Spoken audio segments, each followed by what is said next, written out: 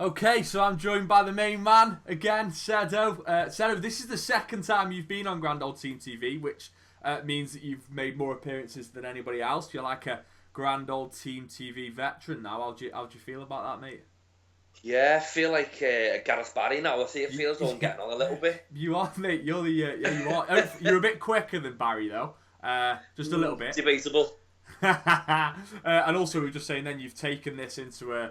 Because now you're in your bedroom there, so in the boudoir, yeah. Made this a little bit more personal, mate. Which is, I'm not sure whether or not I can commit to the level of relationship that you want. But I appreciate that you feel comfortable enough now to do this in your bedroom, where I suppose, it all happens, doesn't it, Seddo?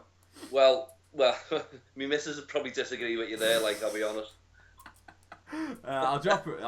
We'll ask her after. I think I'll follow on Twitter, so I'll ask her that question, and she can let us all know just to the extent of the action that goes on in Seddo's bedroom.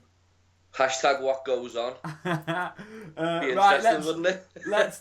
We've just gone literally out of the universe now, starting to talk about your private life, mate. Yeah. Which I don't. You know what I mean? I know you enjoy coming on and that, but this will probably be the last time now. No, mate. Let's talk about obviously yesterday. City at City came away with a 1-1 draw, and I think that was probably we were all a little bit apprehensive because they're a good side. Obviously, I don't need to explain how good City are. We all know how good they are, and they've started the season quite well. So they had the defeat at Tottenham. But I think we all went there and we were a little bit apprehensive. We were wondering whether or not we can come out with anything. And to come away with a draw. In the end, incidentally, I thought that potentially we were maybe a little bit disappointed that we didn't actually go on to win the game.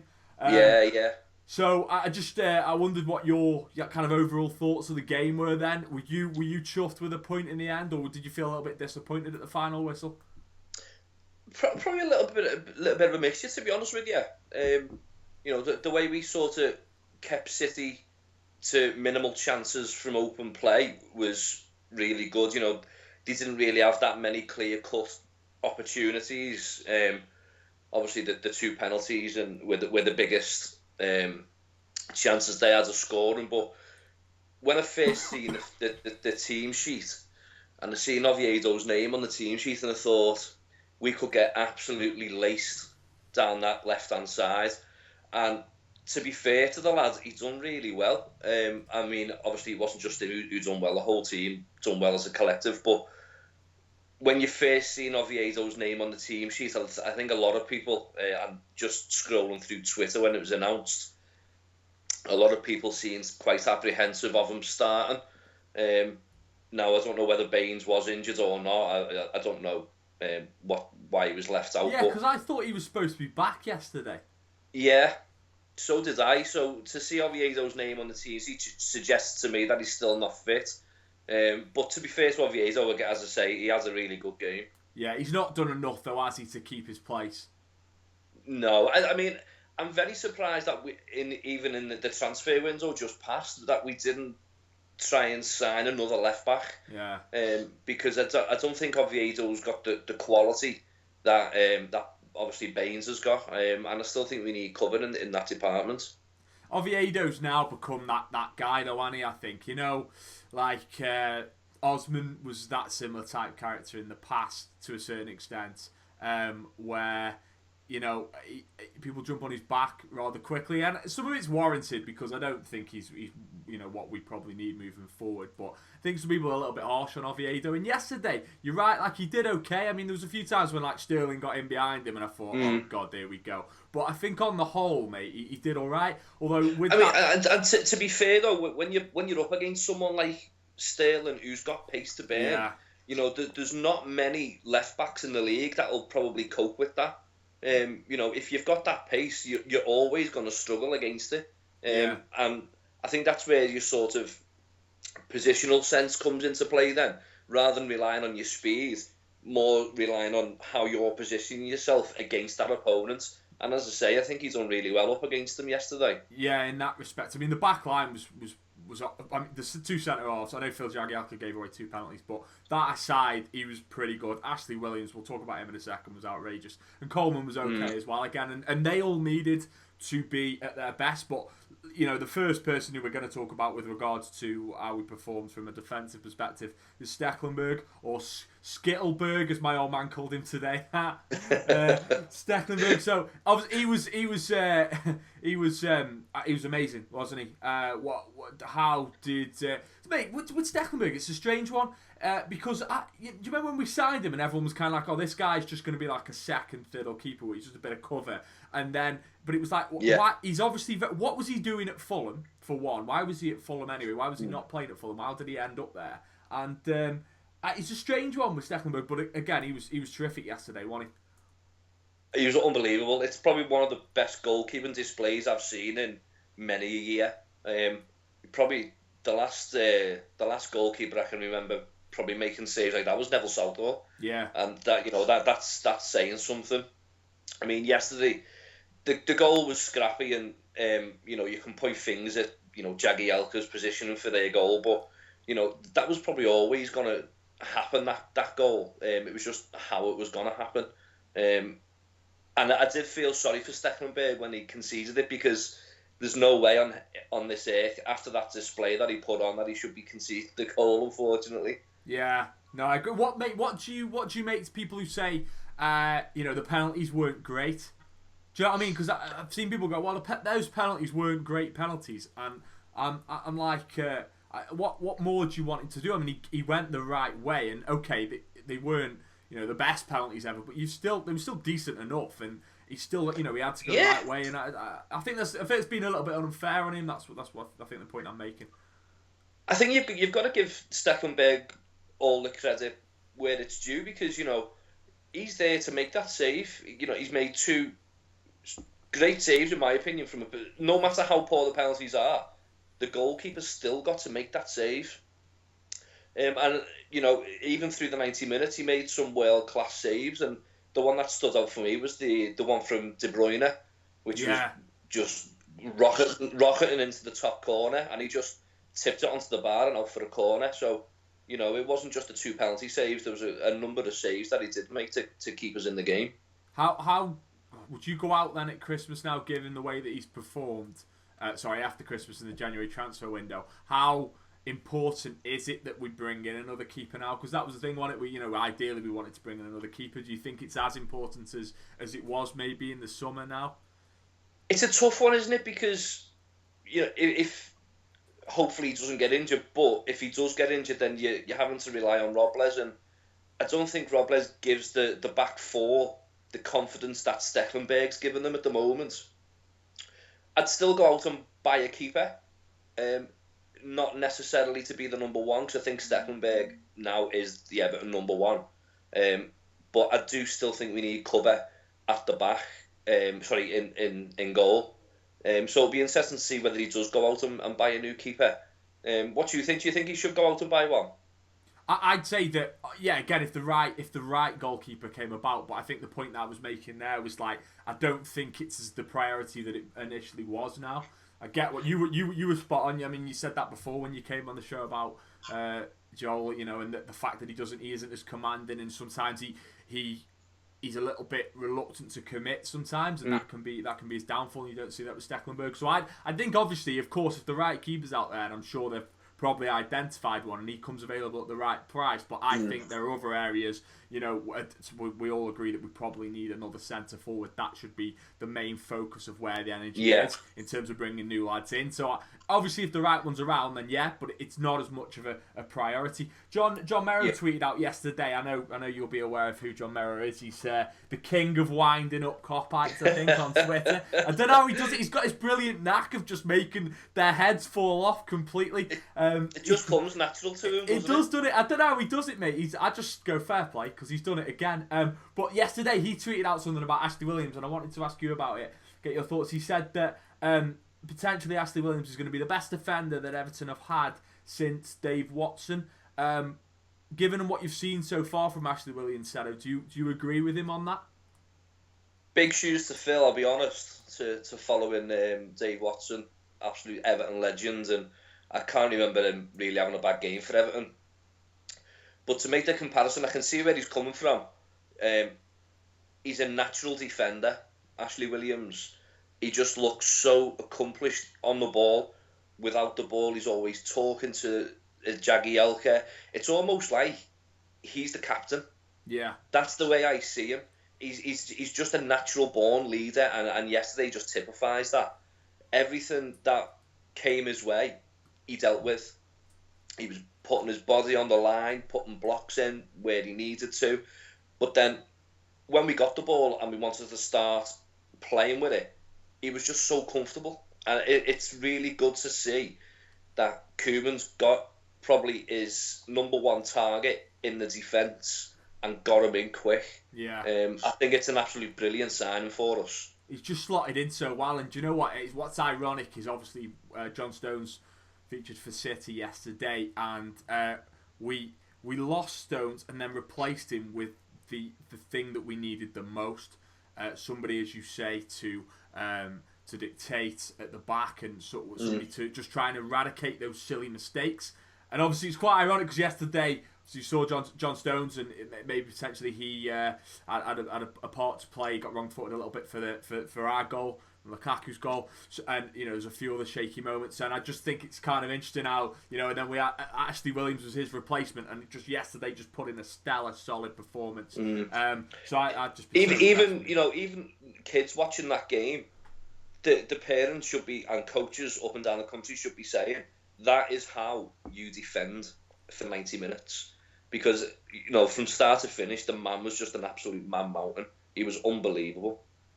And in terms of the way Koeman approached the game as well, he needed his centre-halves especially, the entirety of the back line, but his centre-halves to be that good yesterday, because we were quite happy, as you will have known, to just let City have the ball. And that's a risky strategy to a certain extent. And obviously, I tweeted about 25 minutes in saying it's only a matter of time here.